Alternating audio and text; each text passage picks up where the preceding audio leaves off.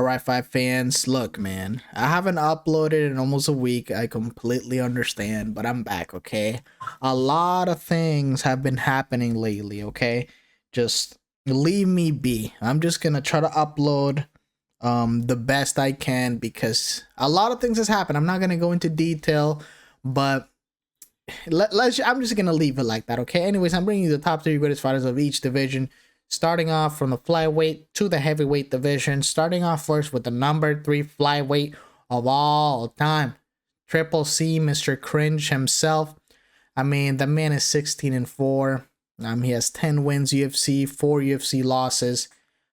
He was the UFC champion in the flyweight division. He beat in 2018, Jesus Christ, that's a long ass time. I got another thing about it. 2018 to 2019, and then he went up, and then he became the champion again. 2019, 2020.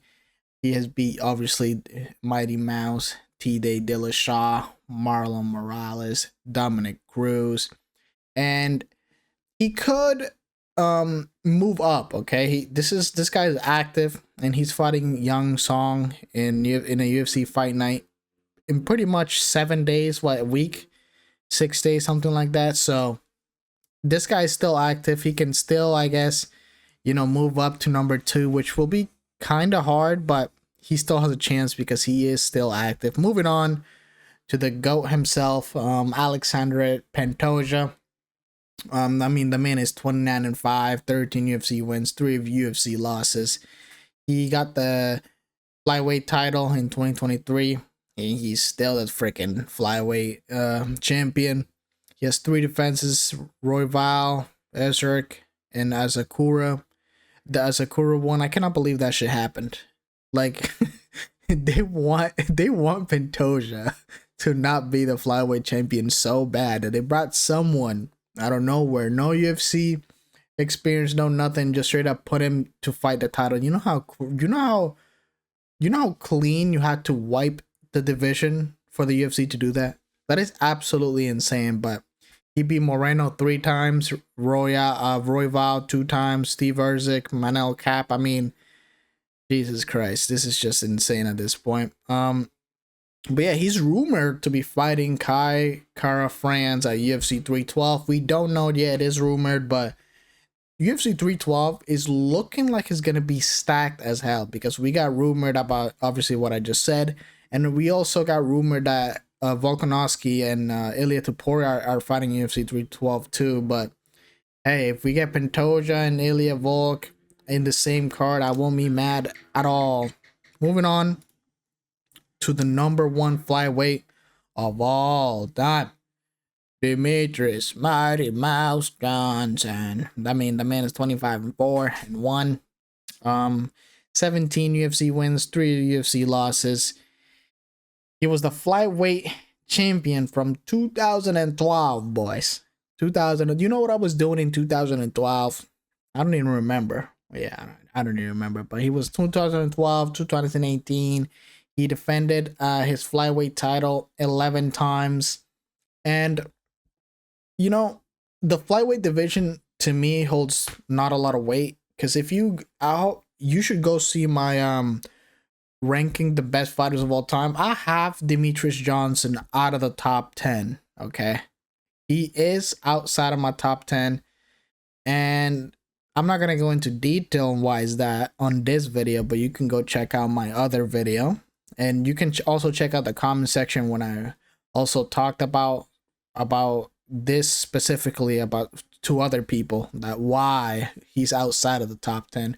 But he is inside the top 15, so at least I don't have him like top 20, but there's a reason, okay? But anyways, he's beat Joseph Benavidez twice, Henry Cejudo, John Dodson, Ray Borg, Kyoji Horiguchi. I don't know how to pronounce that name ever. He retired. He left the UFC, but he, you know what happened. He didn't really leave, but you know what happened. But he did retire recently. And yeah, to surpass Demetrius Johnson, I feel like the flyweight division needs to get better. It's not as good. I just feel like it doesn't hold that much weight. But again, I'm not gonna go into detail on this video. You should go check out my other video which are ranked the greatest fighters of all time. Moving on to the bantamweight division, Aljamain Sterling. I mean, the man's 24-5, 16 wins in the UFC, 5 UFC losses. He was the bantamweight champion from 2021 to 2023. He beat Peter Yan, Tide Dillashaw, Henry Cejudo. He has beat also Corey Sandhagen in that mix too. But yeah, he's still active contender. He's the number 1 featherweight as of 2025. He got defeated by Ovlev. I don't know how to pronounce his name, but the guy that people say that's gonna be Ilya in the future. And again, this guy's still active. He's still got a chance to become champ. I don't see him out of the mix. He's still good, okay? He's still good. I don't think he's gonna jump Dominic Cruz, which is he's at number 2, but who knows, who knows, because he's still active. He's still got time, in my opinion. But yeah, number 2, Dominic Cruz, 24-4, 7 UFC wins, 3 UFC losses. He was the bantamweight UFC champion 2010, 2011, and then wait, why does it say? I think I did something wrong here, but it's all good. He has 3 bantamweight defenses across the title reigns. He beat your favorite Tide Dillashaw, Joseph Benavidez, and he retired 2024. He obviously has more wins, obviously, but I didn't put them all there because I wasn't gonna be here for a million years. But yeah, he retired 2025. We all saw the update that he got injured, so he officially retired again. So he's never coming back after the injury that he just got. Moving on to the number 1 bantamweight of all time, Merab Dvalishvili. I mean, you cannot argue with this man. That means 19-4. His record in the UFC, he's 12 wins in the UFC, 2 losses. He's been the bantamweight champion since 2024. It shouldn't have been 2024, man. He should have gotten the title shot not 2024, that's for sure. He has 1 bantamweight defense. You know how good your resume has to be for you to have 1 defense and already be the GOAT? And you have time, my brother. I don't remember if Merab is 33 or something, but he's young still, or 30. I don't remember how old he is, but he still got time. And there's been a rumor that he's actually going to be fighting Sean O'Malley next, or Peter Yan. So, I mean, I don't mind it, but I don't want. I mean, it's going to be a good fight because I feel like O'Malley is going to actually come and fight. He was very, very scared. He was thinking about the takedown for way too much. He was overthinking on that fight. He didn't throw it all, but it's freaking Merab we're talking about. I mean, the man just beat Umar, the guy that was supposed to beat him. But the man has beat Jose Aldo, Peter Yan, Mauro Morales, Henry Cejudo. I mean, he has beat everyone, literally. He has beaten everyone, and now he's gonna do a few rematches because he's basically doing a Pantoja, but a better way. His names hold more weight. It's more valuable. You know what I mean? Moving on to the featherweight division. Look. Max Black's Holloway.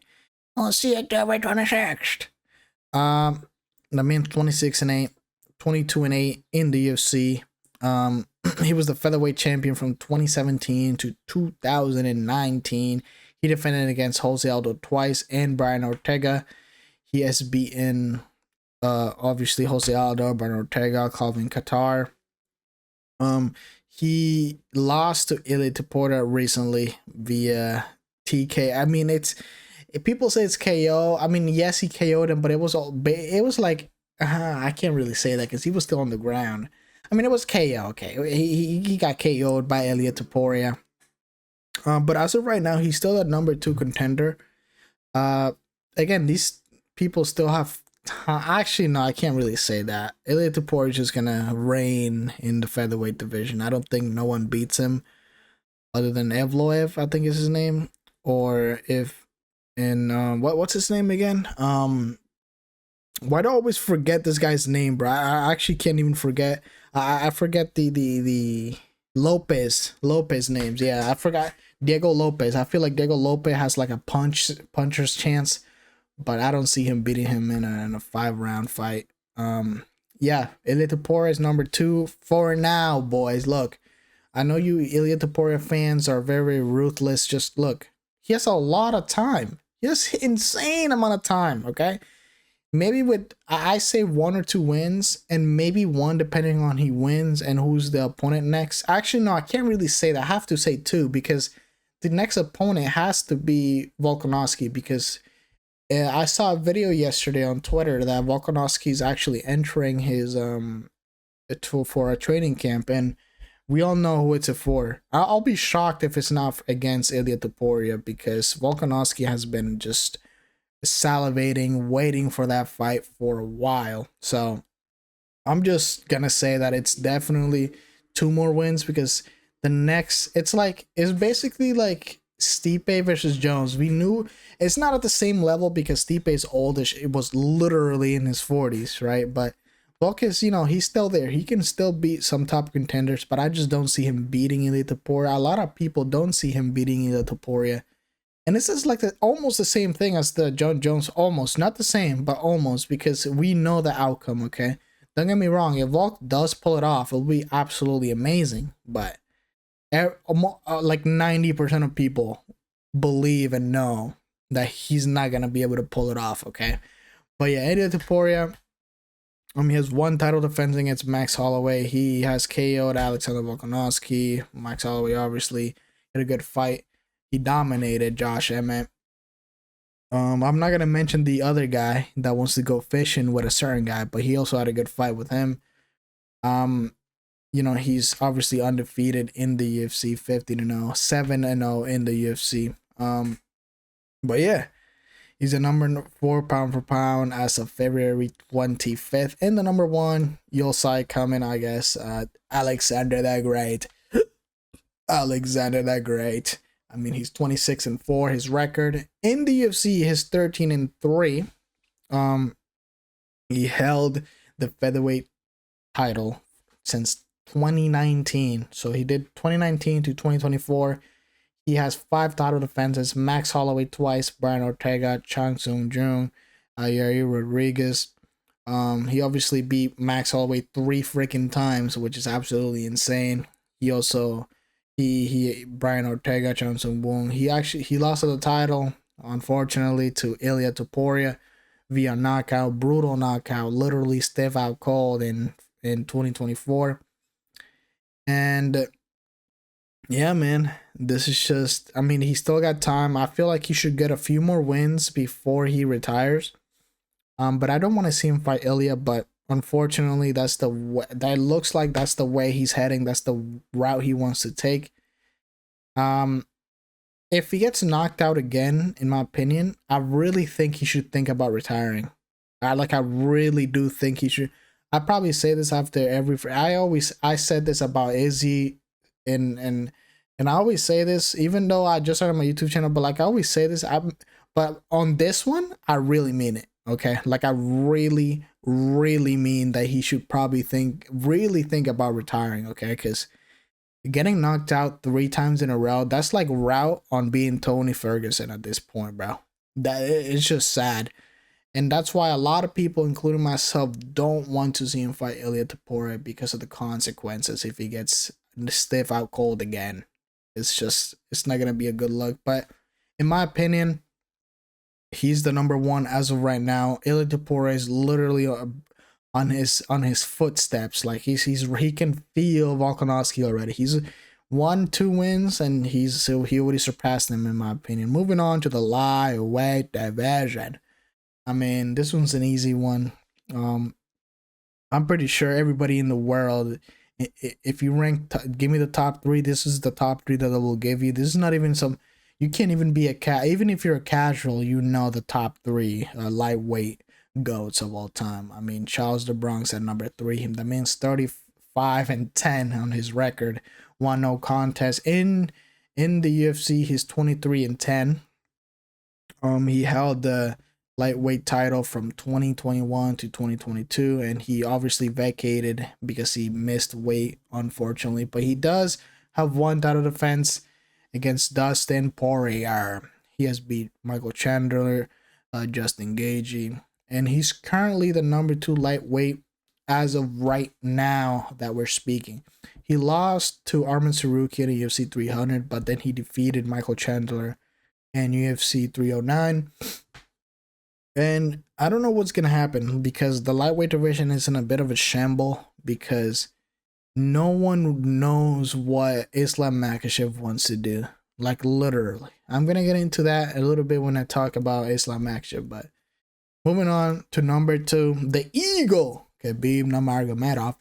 Khabib Nurmagomedov. I mean, the perfect record, 29-0 in MMA and 13-0 in the UFC. He held the title from 2018, to 2021. He retired undefeated after his father passed away. He said he was gonna fight anymore. He has 3 title defenses against Conor, Dustin Poirier, Justin Gaethje. He obviously retired. I already said that, and I mean, he obviously could have gone for more. His legacy would have been better, but at the end of the day, we can't give what ifs. You know, we can't be like, oh, he would have beat this, he would have done this.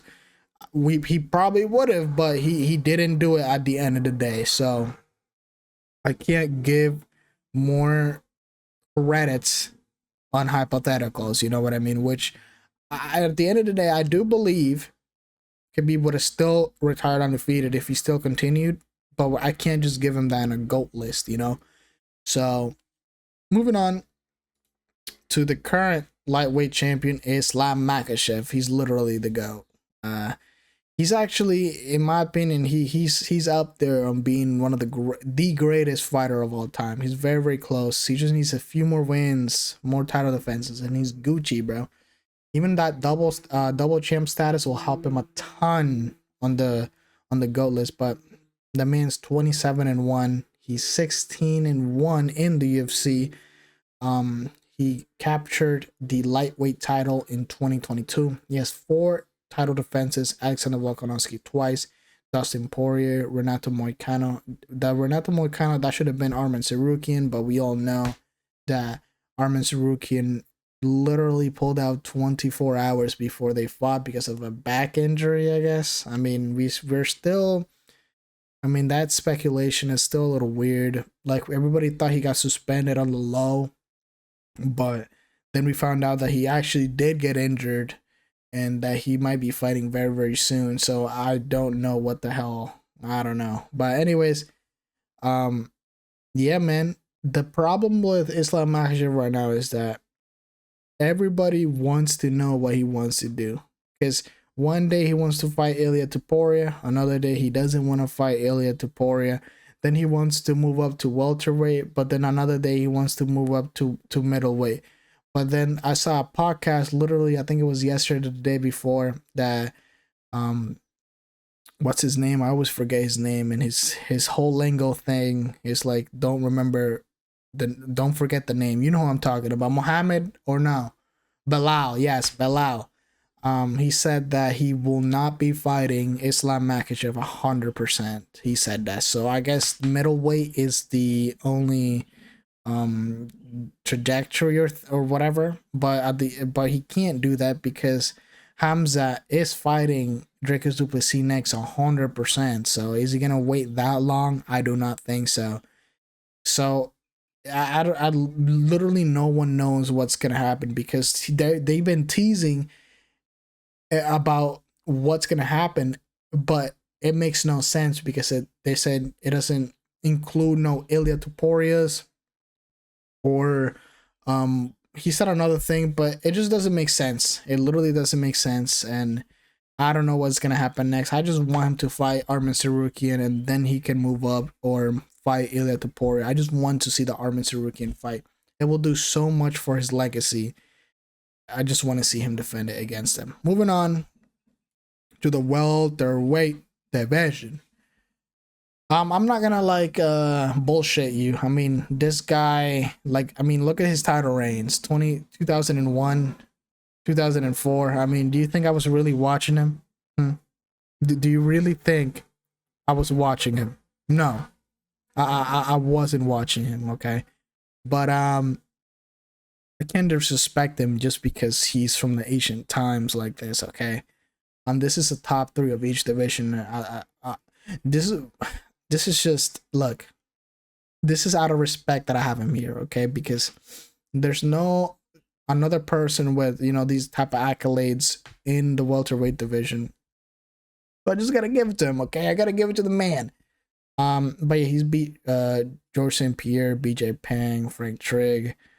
He has 7 title defenses, which is absolutely insane. He obviously is retired from 2011. You know what I was doing in 2011, buddy? I was probably playing like WWE in the PS1 or 2. I don't even freaking remember, but I'm not gonna get really into detail about this guy's resume because again, this guy's from the ancient times. But at the end of the day, you gotta give the old man's their respect. Moving on to the number 2 Walter White of all time. Kamaru, the Nigerian Nightmare, Usman. I mean, the man is 20-4 in MMA, 15-3 in the UFC. He held the welterweight title from 2019 to 2022. He has 5 title defenses. Colby Covington twice, George Masvidal twice, Gilbert Burns. He has beat Tyron Woodley to get the belt anonymously. He absolutely decimated Tyron Woodley. Obviously TKO'd Colby Covington. He also TKO'd Gilbert Burns. He's currently the number 3 ranked welterweight as of 2025. He actually moved up in short notice to fight Hamza in UFC 94, his last fight, but he still remains a top contender in welterweight, and he hasn't fought in a while. Okay, I think it's like a year and a few months or something like that. He needs to come back because he's not getting any younger. I don't know what the hell he's doing.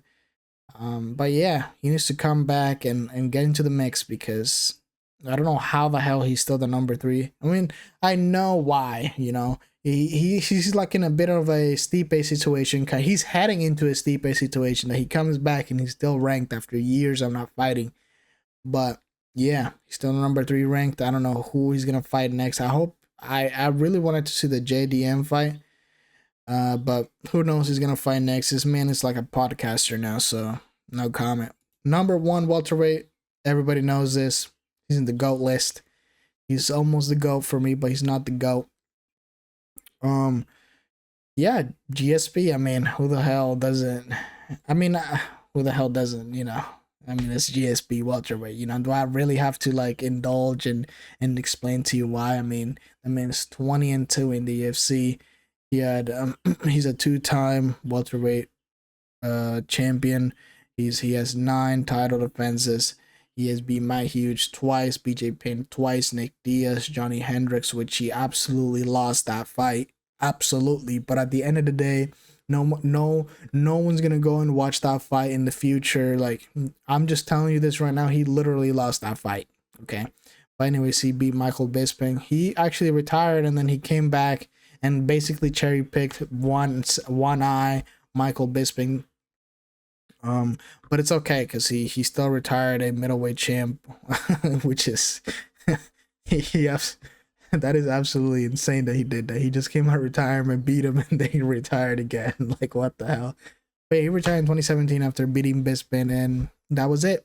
And he's just the welterweight goat, dude. Moving on to the middleweight division. Look, the middleweight division is kind of weird because they don't have a lot of good talents, or they don't have a lot of. Because look, the number 3 middleweight, I feel like it could change really, really fast. This could be, bro, Jurek could be the number 3 middleweight in like a year or 2, okay?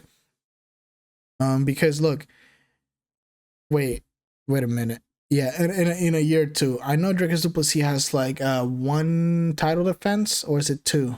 I don't.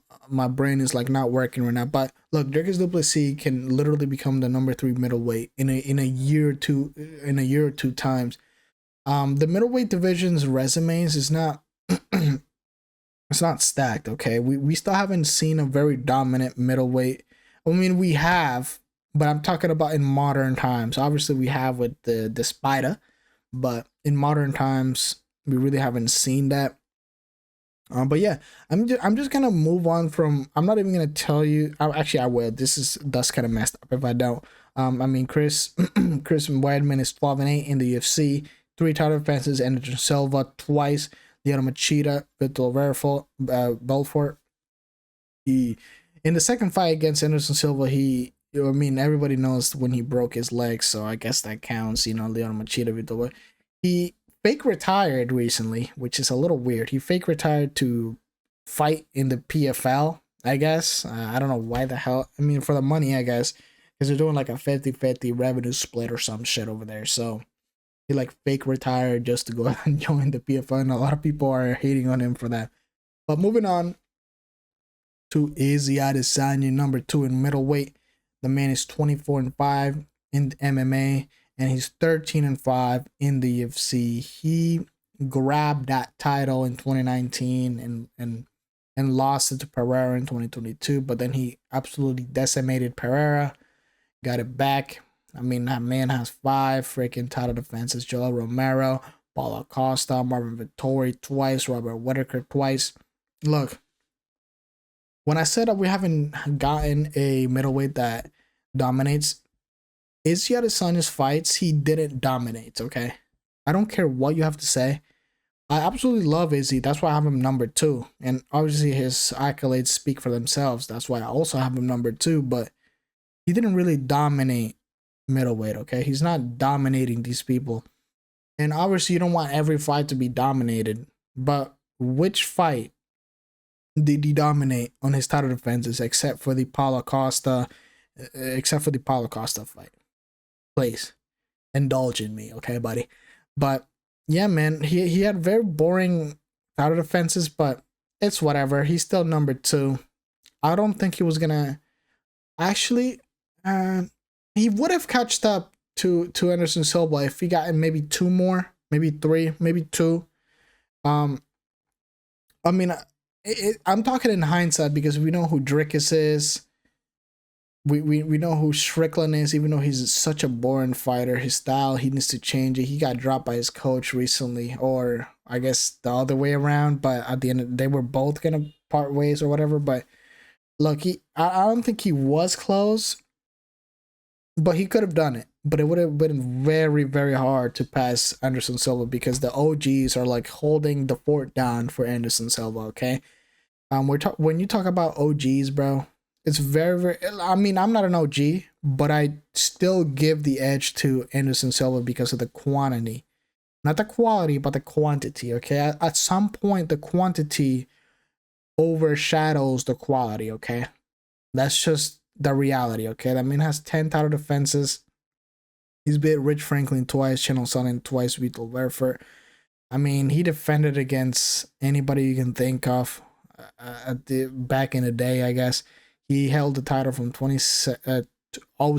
Is that how I should say 06? Back in 06 to 2013, he held the title for 2,457 days.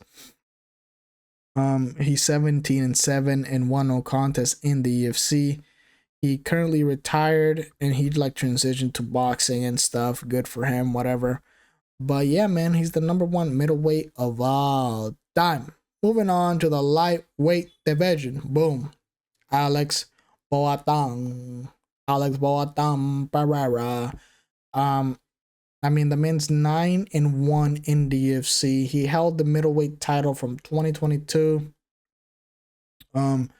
to why the I think I have the wrong thing here. It says I held. Oh, I read it wrong. I actually read it wrong, but I was reading my things wrong. But it says he obviously beat Izzy, then he lost it to Izzy, but he's the current light heavyweight title holder. Obviously, he obviously had 0 middleweight defenses, but he has 3 light heavyweights defenses. Yu Prochazka twice, Jamal Hale, Khalil Roundtree. Yeah, he beat Izzy, Yuri twice, Sean Strickland by KO. And he's about to defend his light heavyweight champion against Big Ank in UFC 313, which is just around the corner. And I believe he's gonna lose that fight because if you see in my video, you should go check that out too. On who's gonna be the current champions by the end of the year, I had Ankalaev to be the champion, and I believe he will lose. And I'm a Pereira fan. I'm not a hater or nothing, but I do believe Ankalaev should have the tools necessary to beat Alex Bolton, even if it's a boring fight. I do believe that. Let's go for that. Moving on to Daniel Fat Cormier. The man is 11-3 in the UFC, won no contest. He held the UFC title from 2015 to 2018, and then he moved up to heavyweight, hold it for 2018 to August 2019. He held both titles simultaneously, I believe. And he has 3 light heavyweight defenses against Anthony Johnson, Alexander Gustafsson, Volkan Ozdemir, and he has 1 defense against Derek Lewis. He has beat, Stipe Miocic, Anthony Johnson, and obviously Alexander Gustafsson. He retired in 2020. But yeah, his resume just speaks for himself. Basically, if John Jones didn't get suspended, Daniel Cormier probably wouldn't have been on this list on number 2, if in my opinion.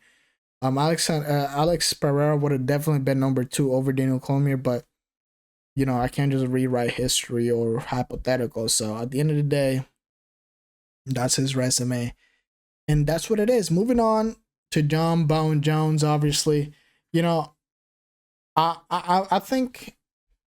I mean, this is an easy one, obviously, but at some point we have to do start doing a boycott against John Jones and just not mention this guy nowhere, because why is he ducking, bro? I want to see him fight Tom Aspinall. Everyone wants to see him fight Tom Aspinall, and I just don't understand why he's not doing it. I really, really don't. Because Tom Aspinall, even though he thinks he doesn't deserve it, he just doesn't want to pass down the torch at all. Like, I completely understand if you beat him and him. Look, this is the thing, okay? I'm like yapping too much. John Jones should fight Tom Aspinall because he's literally the intern freaking champion, okay? That's literally, I don't care about the legacy, I don't care about nothing. He's literally the intern champion right now. Fight him. Stop freaking ducking.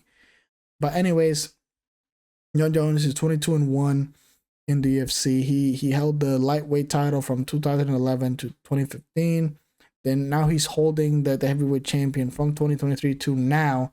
He has 11 light heavyweight title defenses: Quentin Jackson, Leona Machida, Rashad Evans, Vitor Verver, Chino Sonnen, Alexander Gustafsson, Daniel Cormier, Anthony Smith, Diego Santos, Dominic Reyes, which Dominic Reyes got absolutely robbed, but it's all good. He has 1 heavyweight title defense against Old Man Stipe. But yeah, he's active and is currently defending, slash ducking, he's UFC champion, and we don't know if he's gonna retire. We don't know if he's gonna fight Alex Pereira because he wants that fight so bad, dude. He's literally drooling for a fight against Alex Pereira. You know what's crazy? Alex Pereira recently got called out by Alexander Usyk, not Alex Usyk. He got called out by Usyk. Usyk wants to do like a retirement fight against Alex Pereira, which is absolutely insane. Moving on to number 3. Look, I know Fedor, a lot of people don't mention this guy, but he's actually pretty good, okay? He's 40-7, won no contest in MMA because obviously he didn't fight officially in the UFC. But he held the title from 2003 to 2007 in Pride. He has 3 title defense against Anthony Rodrigo Nogueira, Naya Ogwa, Miko Krakop. I mean, how can you know, he has 3 title defenses against big names. He's currently retired. He's pretty old, but look, he's really good. If you haven't watched this guy fight, I suggest you definitely do. This guy's an absolute menace. Moving on to the number 2 heavyweight of all time, Cain Velasquez. He's 12-3 in the UFC. Obviously, his record is 14-3, but I'm just mentioning the UFC record.